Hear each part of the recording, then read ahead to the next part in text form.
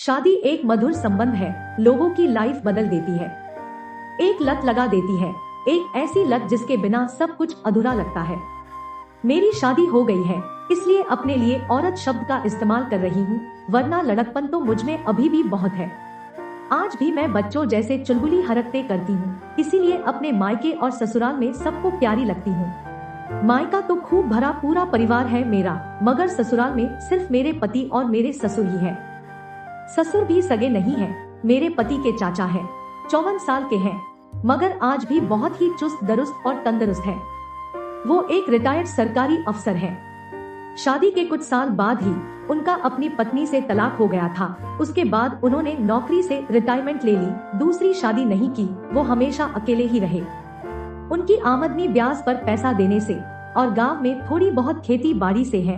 एक दो समाज सेवी संस्थाएं हैं जिनमें वो कभी कभार जाते रहते हैं, वरना सुबह और शाम की सैर के अलावा वो सारा दिन घर में अपने कमरे में बैठे टीवी देखते रहते हैं या साहित्यिक किताबें पढ़ते रहते हैं।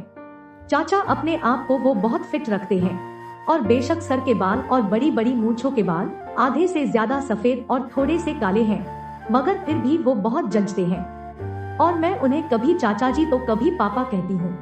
शादी से पहले मैं अपने स्कूल और कॉलेज के एक बहुत ही होशियार स्टूडेंट थी। मैंने बीकॉम फर्स्ट डिवीजन में किया है, मगर घर में माहौल थोड़ा टाइट होने के वजह से कभी कोई बॉयफ्रेंड नहीं बना पाई थी। पापा और भाई लोगों से डर ही बड़ा लगता था। मेरी सहेलियों के बॉयफ्रेंड थे, बस उनसे उनकी कहानियां सुनकर और रात को अपने बिस्तर पर उनके बॉयफ्रेंड से अपने ख्यालों में लिपट कर सिरहाने को ही अपनी आगोश में कसकर भरकर अपना मन बहला लेती थी।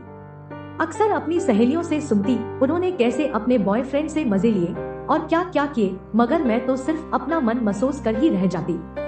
जैसे जैसे मैं जवान हो रही थी, मेरा बदन भर रहा था, मेरे उरोज मेरे कूल्हे भारी होते जा रहे थे। देखने में भी मैं बहुत सुंदर हूँ। मेरी कई सहेलियों के बॉयफ्रेंड्स ने मुझे भी लाइन मारी, कई अपने दोस्तों से मेरी सेटिंग की बात करी, मगर मैंने कभी हाँ नहीं कही। इसीलिए शादी से पहले तो सच कहूँ मैं सिर्फ अश्लील फिल्मों में ही मर्द का औजार देखा था। जब फिल्में देखती तो अपनी पैंटी में हाथ डालकर खूब मसलती, हद से ज्यादा पानी छोड़ती। बड़ा दिल मचलता कि कोई मुझे भी जमकर अपने नीचे रौ दे, नींबू की भांति निचोड़ दे मुझे, रुला दे मुझे, मगर ऐसा कोई मौका शादी से पहले मुझे नहीं मिला। फिर जब मैं बीकॉम के फाइनल ईयर में थी, तभी मेरी सगाई हो गई। मेरे पति भी देखने में बहुत ही आकर्षक है। पहली नजर में ही मुझे इनसे प्यार हो गया। उसके बाद सगाई से लेकर शादी तक हम कई बार मिले, एक बार एक साथ मूवी भी देखने गए, मगर मेरे पति ने कोई जल्दबाजी नहीं की। सिर्फ मुझे कुछ पप्पियां जफ्फियां ही मिली, मगर मैं इससे भी बहुत खुश थी कि जो एक बॉयफ्रेंड का सपना मैं देखती थी वो मेरा मंगेतर पूरा कर रहा था। इन्होंने पहले ही कह दिया था कि जितना ज्यादा प्रेम हम अब कर लेंगे, उतना ही सुहागरात का मजा कम हो जाएगा। मैंने भी अपनी सभी इच्छाएं अपनी सुहाग रात तक रोक ली, दबा ली। अब 25 साल से दबा रखी थी तो कुछ दिन और सही। फिर मेरी शादी हुई और सुहागरात भी मनाई। सच में वो मेरी जिंदगी की बड़ी हसीन रात थी। शादी के 1 साल बाद तक हम दोनों मियाँ बीवी ने खूब मजे किए, क्योंकि मेरे पति उस वक्त तक अपनी कंपनी में जूनियर ऑफिसर थे, तो काम भी कम था, जिम्मेवारी भी कम थी, तो वो अक्सर शाम को 6 बजे तक घर आ जाते थे। घर में भी सिर्फ चाचा जी ही तो होते थे, वो भी अक्सर शाम की सैर करने गए होते थे। तो सबसे पहले जो काम मेरे पति घर आते ही करते थे वो था मेरे जिस्म का मर्दन। रात को तो रोज होता ही था, मगर उसके अलावा जब भी मौका मिलता या समय मिलता, हम दोनों सिर्फ और सिर्फ ठुकाई ही करते। 25 साल की मेरी काम पिपासा को मेरे पति ने खूब शांत किया। जितनी गर्मी मेरे जिस्म में थी, सारी गर्मी मेरे टांगों के बीच से सफेद पानी बनकर निकली। मैं आपको बताऊं कि बड़ी मुश्किल लगती थी जब मुझे पीरियड्स होते। जिस दिन पीरियड्स खत्म होते, उसी दिन से फिर रोजाना खेल शुरू। पीरियड्स में 1-2 बार मेरे पति ने मेरी पीछे से भी करने की कोशिश की, मगर मुझे उसमें कोई मजा नहीं आया, तो मैं उन मुश्किल दिनों में अपने पति को अपने मुंह से सुख देती। तभी मुझे उनका वीर्य पीने की आदत पड़ गई, और ऐसी आदत पड़ी कि आज तक मुझे हर बार पुरुष का माल अपने मुंह में चाहिए। शायद यही वजह है कि शादी के 2 साल से भी ज्यादा बीत जाने के बावजूद हमने अभी तक कोई बच्चा नहीं किया, क्योंकि मर्द का माल जिस छेद में गिरना चाहिए वो उस छेद की बजाय किसी और जगह से मेरे पेट में पहुंच रहा है, तो बच्चा कहां से हो। शादी के बाद मैं थोड़ा और भर गई। पहले मेरे उरोज 34 के थे, पर अब 36 के हो गए और कप साइज भी बढ़कर 20 सी हो गया। मेरे कबूतरों के नीचे और नाभि से ऊपर मेरे गोरी चिकनी कमर अभी भी 30 की है, पर नाभि से नीचे मेरे कूल्हे 33 से 36 हो गए हैं। मेरे अपने शीशे ने मुझसे कई बार कहा है, सावी तुम पहले से भी ज्यादा हाट हो गई हो। हर महीने में करीब 50 से 60 बार मेरी रगड़ाई तो होती ही होती थी। इसीलिए मुझे धीरे धीरे इस सब की इतनी आदत सी पड़ गई। दिन में जब मैं घर में अकेली होती तो भी कई बार मेरा जी करता कि मैं ठुकाई करूं। इसी वजह से मैंने अपने मोबाइल पर अश्लील वीडियो देखना और अपना सहलाना शुरू कर दिया था, तो मुझे हाथ से करने की भी आदत पड़ गई। जो काम मुझे शादी से पहले स्कूल या कॉलेज में करने चाहिए थे, वो सब मैं शादी के बाद कर रही थी। और जब शाम को 6 बजे पति घर आते तो उनसे ज्यादा मैं अपनी रगड़ाई के लिए तत्पर रहती थी। कभी कभी तो पहले से ही कपड़े उतार कर रेडी हो जाती कि कपड़े उतारने में भी समय बर्बाद न हो। मेरे पति भी कहते थे, बड़ी प्यासी हो गई हो, इतनी भी क्या आग लग रही है। मैं कहती, शादी से पहले तो कोई मिला नहीं, अब 25 साल की जल रही आग को आप ही तो ठंडी करोगे, अब बातें बंद और बस शुरू हो जाओ। मैंने कभी अपने पति को ये कहने के मौका नहीं दिया, अरे यार थोड़ा सा चूस लो। मैं हमेशा उनके कहने से पहले ही मैं उनका चूसने लग जाती थी। वो भी मेरी चबा जाने की हद तक चाटते थे। बहुत बार तो मैं उनके मुंह में झड़ जाती। शादी के करीब 1 साल बाद इनको प्रमोशन मिला और अब सीनियर स्केल में ऑफिसर बन गए, जिस कारण इनका घर आने का कोई समय ही नहीं रहा। सुबह 9 बजे जाते तो कभी रात को 8 बजे, कभी 9 बजे और कभी 10 बजे आते।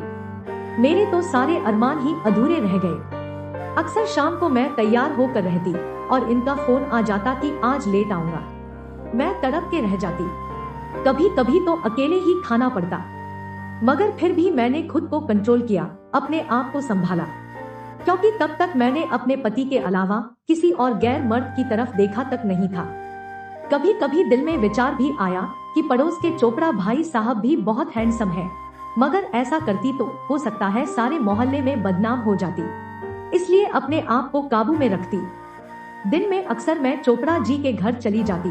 उनकी बीवी मेरी बहुत अच्छी दोस्त थी। चोपड़ा जी भी अपने बिजनेस के सिलसिले में बाहर होते। मैं सुबह नाश्ता बनाकर चाचा जी को नाश्ता करवाकर तैयार होकर चोपड़ा जी घर जाती और फिर घंटा 1.5 घंटा उनसे गप्पे मारकर अपने घर आती और फिर दोपहर का खाना बनाती। इतनी देर में मेरे पीछे से हमारी काम वाली आती और घर के सारे काम कर जाती। ऐसे ही एक दिन मैं चोपड़ा भाभी के घर बैठी थी तो भाई साहब का फोन आ गया कि उन्होंने बाहर कहीं जाना था, तो मैं वापस अपने घर आ गई। घर में अंदर दाखिल हुई और किचन में गई। अभी तो बर्तन भी साफ नहीं हुए थे, झाड़ू पोछे का काम भी अभी अधूरा था। मैंने सोचा लगता है आज रजनी आई नहीं, तो मैंने उसे फोन लगाया। उसने फोन उठाया। मैंने पूछा, रजनी कहाँ हो? वो उधर से बोली, दीदी मैं तो आपके घर में हूँ, झाड़ू लगा रही हूँ। मुझे बड़ा गुस्सा आया कि मुझसे झूठ क्यों बोल रही है। मैं किचन से बाहर आई तो देखा झाड़ू पोछा सब हाल में पड़ा था और उधर से रजनी ने फोन भी काट दिया। मेरे गुस्से की कोई सीमा नहीं रही। मैं अभी दोबारा उसे फोन करने ही वाली थी, तभी मुझे चाचा जी के रूम से उनके बोलने की आवाज आई। मैं सोचने लगी, अगर झाड़ू पोछा बाहर है तो रजनी अंदर क्या कर रही है। मेरे मन में शंका सी पैदा हुई तो मैं चुपके से चाचा के रूम के दरवाजे के पास गई। दरवाजा बंद नहीं था तो मैंने दरवाजे के साथ कान लगाकर सुना। मुझे दोनों के हंसने की आवाज आई। पहले भी चाचा जी रजनी से बात करते थे, मगर आज उनकी हंसी कुछ अलग सी थी।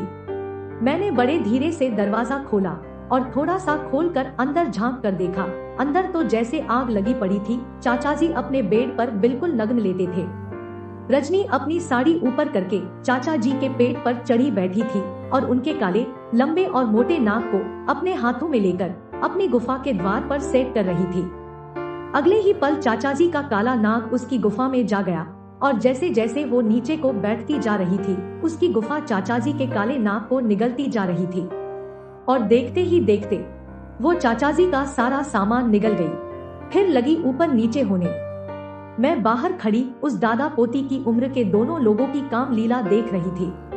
मैं तो खुद हर वक्त सेक्स के लिए भूखी रहती थी, तो ये कैसे संभव था कि ये दृश्य मुझ पर असर न करता। मेरा हाथ अपने आप मेरी मुनिया तक चला गया। अंदर रजनी चाचा जी से करवा रही थी और दरवाजे के बाहर खड़ी मैं चाचा जी के काले नाक की दीवानी हो रही थी कि इस उम्र में भी चाचा जी में क्या दम था। रजनी के गोरे तरबूजों में चाचा जी का काला मूसल अंदर बाहर जाने लगा। रजनी भी पानी छोड़ रही थी, जिस वजह से चाचा जी का मूसल भीग गया था। दोस्तों, अगर आपको ये कहानी पसंद आई तो अपने दोस्तों को शेयर करें और अगर आप चैनल पर नए हैं तो नॉवल स्टोरीज को सब्सक्राइब करें और नोटिफिकेशन बेल दबाना न भूलें। अपना और अपने परिवार का ख्याल रखें। मिलते हैं नई कहानी के साथ, तब तक के लिए धन्यवाद।